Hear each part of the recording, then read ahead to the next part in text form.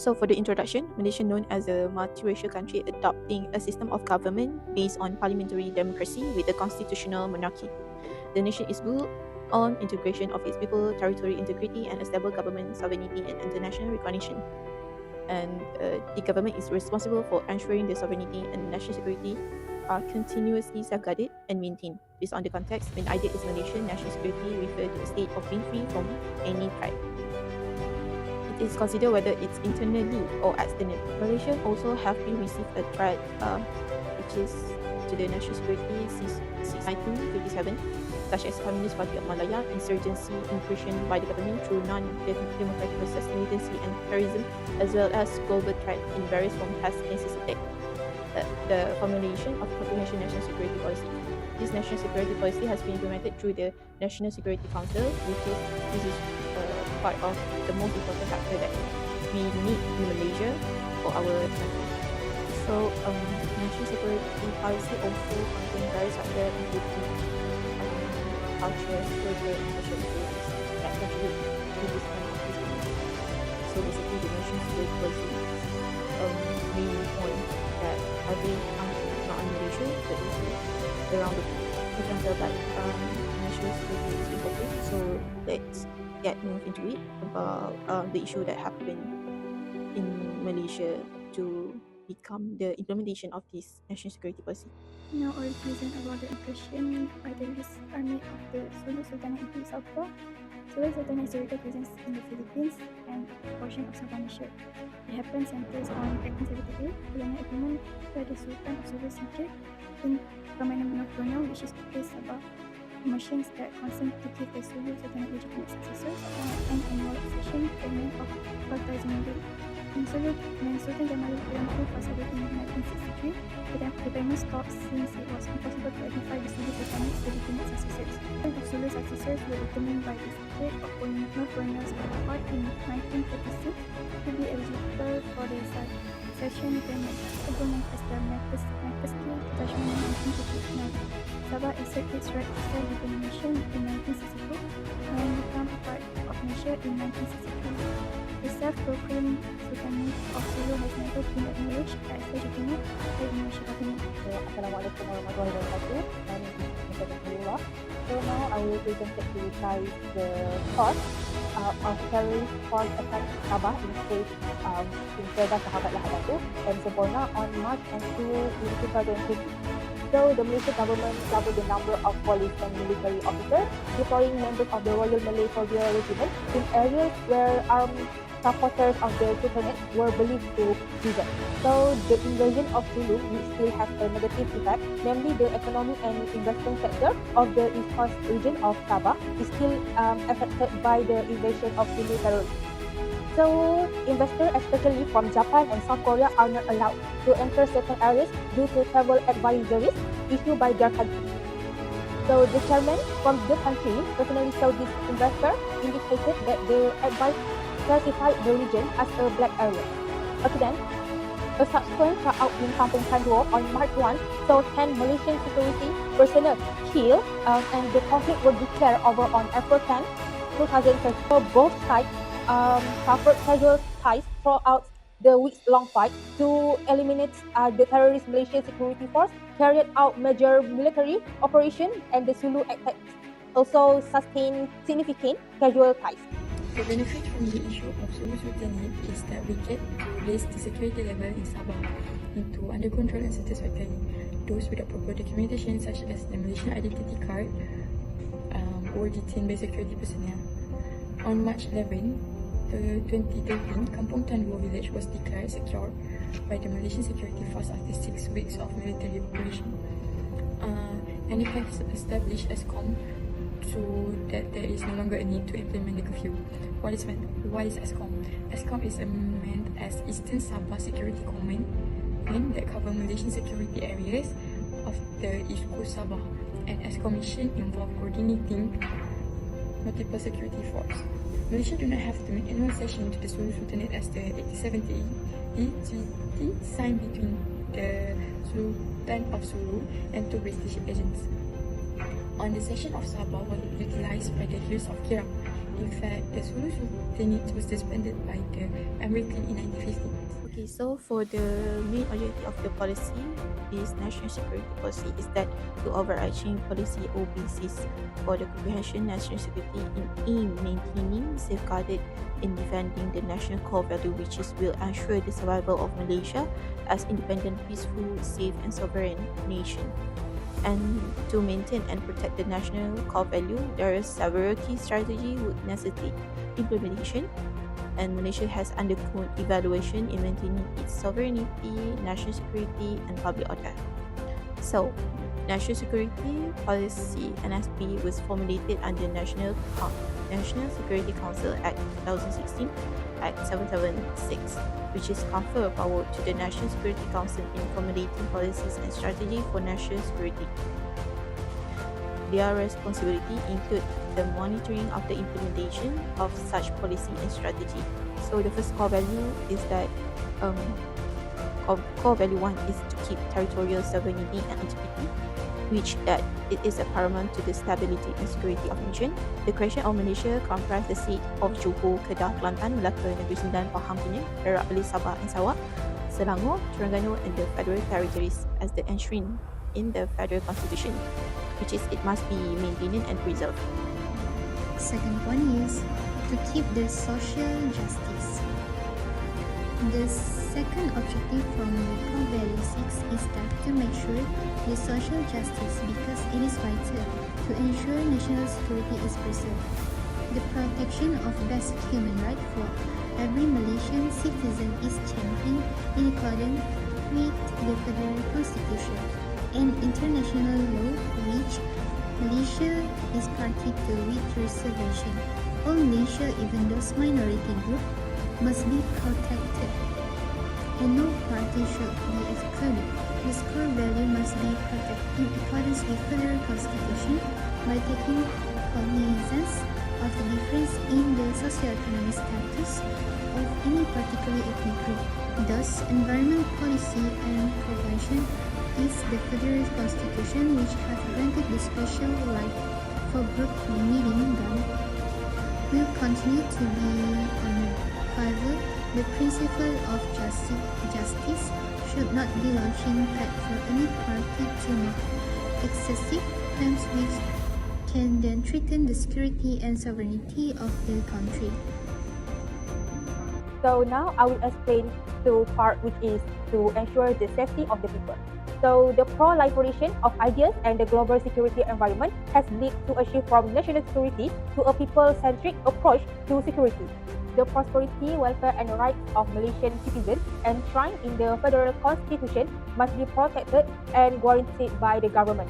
At the same time, the right of the nation also need to be cherished and upheld by the people with full patriotic spirit and a sense of responsibility for the security and sovereignty of the nation. Actors involved in the policy program or activities such as Ministry of Defence, Ministry of Health and Ministry of Home Affairs. So what the Ministry of Defence do? Ministry of Defence in Malaysia is responsible in safeguarding nation security and make sure the effectiveness of defence. The Minister of Defence was established on August 1957. One of my first responsibilities is in charge recruiting the MEF, which include Army, Navy and Air Force, to make sure these forces are well trained. MEF had a significant impact on forming Malaysian defence. This establishment is to protect our people, territories, include addressing both conventional and non-conventional threats, such as terrorism, cybersecurity, and territorial security. MINDEF boosts Malaysia's security by working together with international partners. This is not only to increase Malaysia's security, but help to global peace and stability. The ministry actively participate in United Nations in keeping peace and friendly relations between nations. So, the MINDEF responsibilities are disaster response and humanitarian, which was responding to natural or existing conflict-ridden areas. Whenever disaster happens, such as flood or earthquake, MINDEF help and assist people who are affected on rescue mission. They deliver essential supplies. During Malaysian annual monsoon season, MINDEF will be setting up contemporary shelters and distributing food and medical aid. This action has brought relief to a lot of people, which also show that MINDEF effectiveness. For example, like COVID-19 outbreak. Rwanda played an important role to control the pandemic, such as to carry out the movement control order, which were to restrain the spread of the virus and distribute medical supplies and vaccines.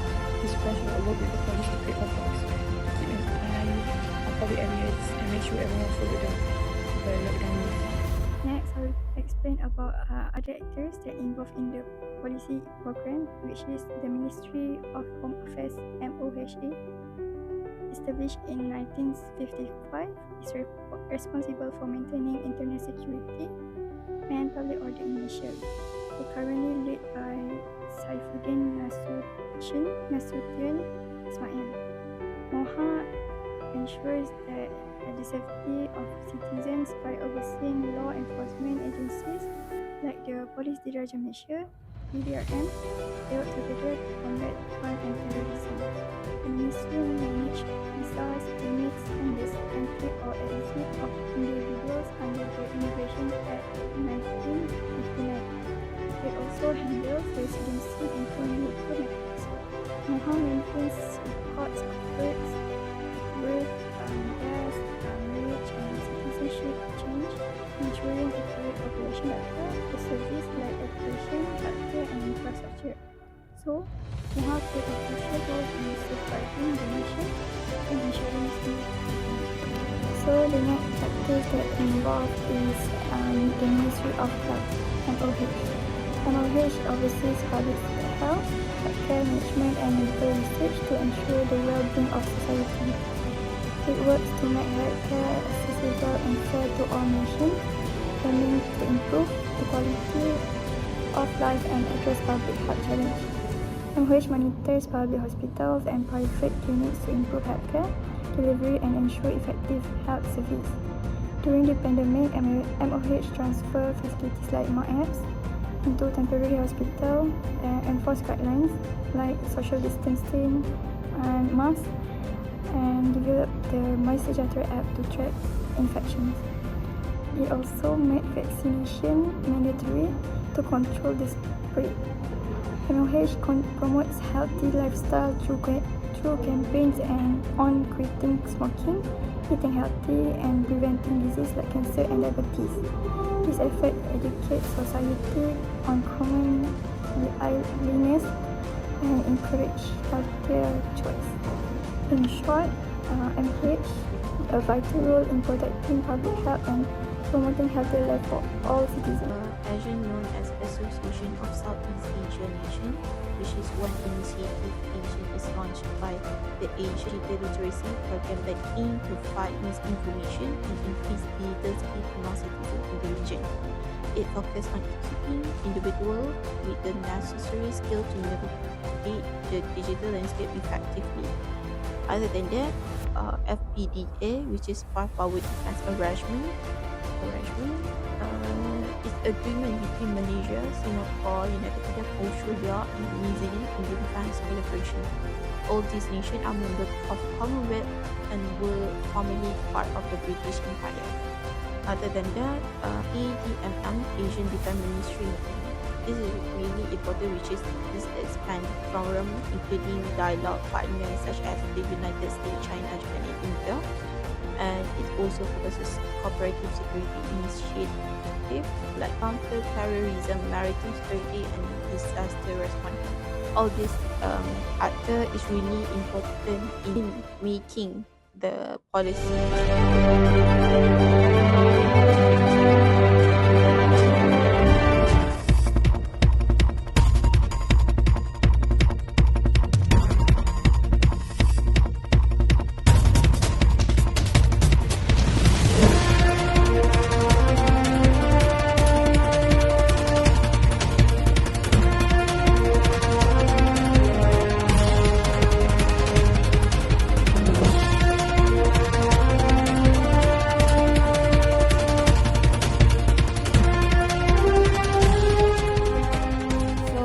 The video that we shown just now is partially the involvement of actors to ensure the effectiveness of different actors have the need and concern of all groups, making the process more responsive and accountable. Plus, this inclusivity foster the public trust and acceptance. This can encourage into innovation since diverse actors can bring more creative solutions and innovative ideas to policy making. This diversity can lead to more effective and sustainable policies. Let's take a look on legal approach.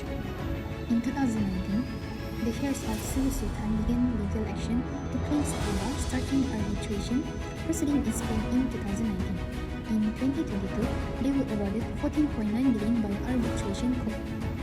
Malaysia challenged the decision, and in 2023, the French court ruled in Malaysia's favor, overturning the arbitration award.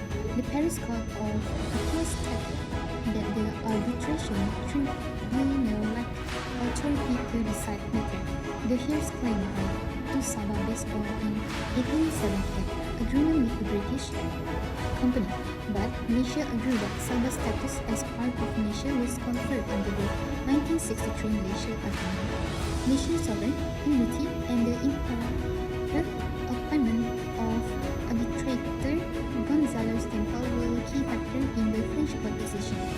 The French Court of Cassation annulled the 14.9 billion award in 2024, ending the legal dispute. Malaysia government successfully prevented enforcement of the award and pursued further legal steps to protect its sovereignty. The ruling is considered a major victory for Malaysia, ensuring the heirs cannot enforce what Malaysia called a sham award. The next strategy I will explain is diplomatic engagement.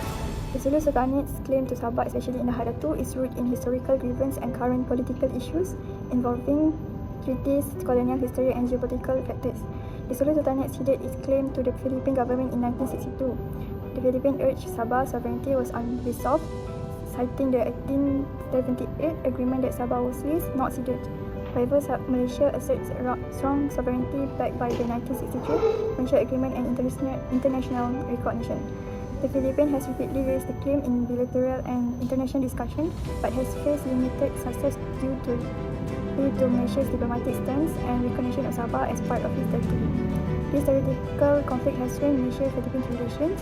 Despite this, both countries have worked through action to improve cooperation and maintain regional stability. Sultanate and its heirs continue to push the claim internationally against Sabah, remains part of their essential length to use public diplomacy, historical narrative, and international forums to gain support and recognition. Though these efforts are limited by Malaysia's established sovereignty. In sum, Sabah claim remains a sensitive issue in regional diplomacy involving historical, legal and geopolitical dimensions. Now, I will explain strengthen security in Sabah. So, as you guys know, Sabah located at the northern tip of Borneo, Malaysia, that a strategic state due to its proximity to the Philippines and Indonesia. In the security effort, Sabah faced various challenges involving cross-border crime, terrorism, kidnapping, illegal navigation, and the entry of illegal immigrants. In response to this challenge, the Malaysian government has formulated several policies and strategies to improve security in the state. This policy has involved various approaches from cooperation between security agencies, modern technology and support from local communities. One of the main steps in the security strategy in Sabah is the establishment of the Sabah Security Command (ESCOM), which is established in 2013. The establishment of ESCOM aims to coordinate all security efforts in the eastern area of Sabah, especially in the coastal area, which are often exposed to the threat of attacks border. The implementation of ESCOM has involved several actions such as a common structure will function as a central body that coordinates from various security agencies such as the Royal Malaysia Police (PDRM), the Royal Malaysia Navy (PLDN), the Malaysia Army (PDM), and the Malaysia Maritime Enforcement Agency (PAF). This collaboration ensures that each agency can act effectively and efficiently in dealing with security threats. ESCOM has implemented integrated operations between local and international security agencies. These operations have involved cooperation from neighboring countries such as the Philippines and Indonesia in dealing with border security issues. In this regard, law enforcement has been strengthened, especially in reducing the threat from military groups. With integrated operation, ESCOM can ensure a strong defense in the eastern area of Sabah, which is a potential threat target. Instead, to deal with the challenge of security threats more effectively, the use of technology is one of the monitoring in dealing with the security issue. This technology not only helps the security team in monitoring large and hard-to-reach areas, but also allows for a faster, more accurate response to any emerging threat. Advanced technologies such as maritime monitoring systems, drones, satellites, and video surveillance give security forces the ability to monitor large areas more effectively. However, it also requires constant investment for careful management to ensure its success. With the right use of technology, Sabah can continue the strength, security, and stability. Thus, safeguard the well-being of the people and the sovereignty of the country. The strengthened security in Sabah is very important step to safeguard the country's sovereignty and ensure the people's lives are in a safe and peaceful state. Sabah faces complex security challenges but has certain strategies such as the establishment of ESCOM, international cooperation, as well as the use of technology that enables the Malaysian government to ensure security and stability in Sabah. There is political mobilization engagement with the Philippine government. The Philippine government has not received attempts to ask the International Court of Justice to hear the claim over Sabah, but Malaysia has not agreed to the claim. There have been many diplomatic and legal attempts to resolve the dispute. The issue still affect the bilateral relation of the two countries. Therefore, the Asian community should recognize the long-standing issue between the Philippines and Malaysia in relation to Sabah, which may affect political security. The island in the Sulu Sea and Celebes in the south of the Philippines are involved in unofficial trade in Sabah. To avoid the continuous conflict from erupting in the Asian region, harmonious steps must be taken as there is much potential there as well. So this issue will conflict with the Asian Community Vision 2025 to create a united, inclusive and resilient society. According to the Asian Secretariat 2015, the Asian community expects to realize the presence of a rule-based community that complies with international law. It has comprehensive approach to security that improve the ability to deal with effectively, and a community that builds friendly and mutually beneficial relationships and strengthens engagement with external parties.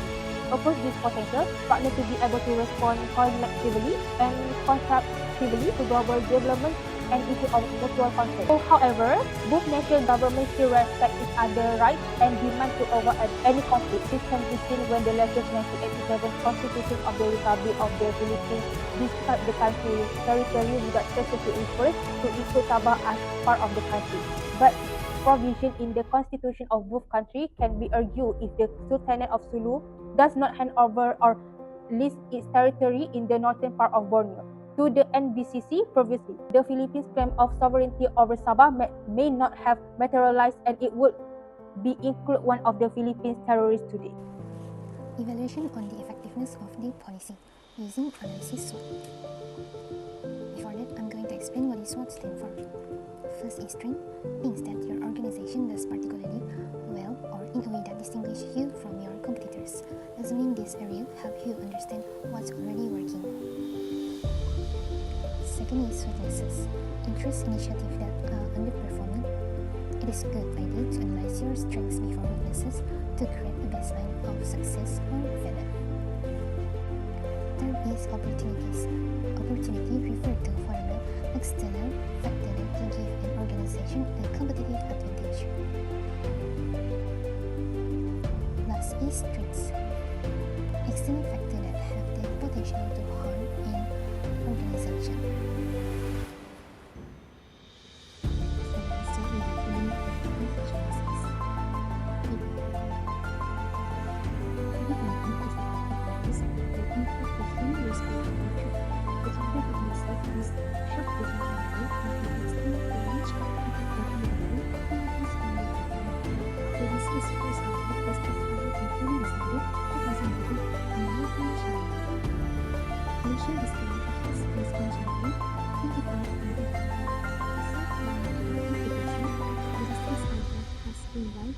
range of consequences regarding the physical change in health, life norms, and social behavior.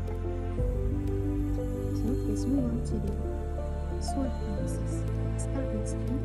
In order to manage the problem, the International Committee has shown a willingness to work together on vaccine distribution and medical resource planning. Second is weaknesses. Limited public health infrastructure has affected many nations, including some technologically advanced. Using the current system can solve overall problems. With opportunity, by providing more research and infrastructure can improve the population and pandemic control project. Last instance is that when the population appears, there is always a consequence of applying continuing research and vaccine adoption. So second one is flood disaster management in Malaysia. Flood disaster management is a program that benefits humans. This is because it involves the preparation and planning that must be given more attention before the flooding occurs so that the destruction of property can be definitely reduced. Basically, a common and comprehensive approach of flood management should involve 4 facts, which are prevention or mitigation, protect the areas, and reducing the impact of flood events. Second, preparedness. For example, early flood warning system. Third is response, emergency action taken during the floods event. Last is recovery, learning a lesson from the flood event and then quickly return to a normal situation. The first phase and second phase are preparation before a disaster occurs. Then the third is the action made when a disaster occurs, while the last phase is the activity done after the incident of the disaster, which consists of the disaster relief, rehabilitation, and reconstruction. Move on to the flood disaster management in Malaysia using SWOT analysis. First is training. Early warning system. Malaysia has put in place cutting-edge early warning system that minimize the impact on community by preventing and preparing for floods. And the community preparedness, a priority has been placed on teaching and getting communities ready to react effectively to floods. Second is weaknesses. Infrastructure vulnerability. Inefficient protection from flooding and water drainage system continue to make many parts of Malaysia susceptible. Resource allocation. During crisis response, there are frequently difficulty in allocating worker and resourcing in time response. Third is opportunity. In technical integration. The accuracy and effectiveness of flood prediction and response can be improved by further integrating technology like machine learning, also known as AI and Internet of Things (IoT). Lastly is threats. Climate change. Effort to control flooding are seriously threatened by the rising frequency and severity of extreme weather events brought on by climate change. So that's all from me. Thank you. So in conclusion, national security policy is essential to ensure the stability, sovereignty, and well-being of the country. In an increasingly complex and interconnected world, it serves as an action plan to deal with threats from military incursion, cybersecurity challenges, terrorism, and environmental crises. A successful and experienced policy comprehensive and integrated approach using military intelligence, diplomatic and economic, and community resources to safeguard national interests. National security must also be based on the principle of democracy and respect for human rights to ensure that the measures taken to maintain the stability of the country do not harm the individual freedom of its citizens. International cooperation is a key factor in overcoming global threats that do not recognize national borders, such as cross-border terrorism and cyber attacks. Overall, an effective national security policy must be dynamic, involving all elements of the country and society, constantly adapting to the development of global and domestic situations. And periodic policy updating and evaluation is very essential so that the country remains prepared to face ever-evolving threats. That's all from Group 6. Thank you.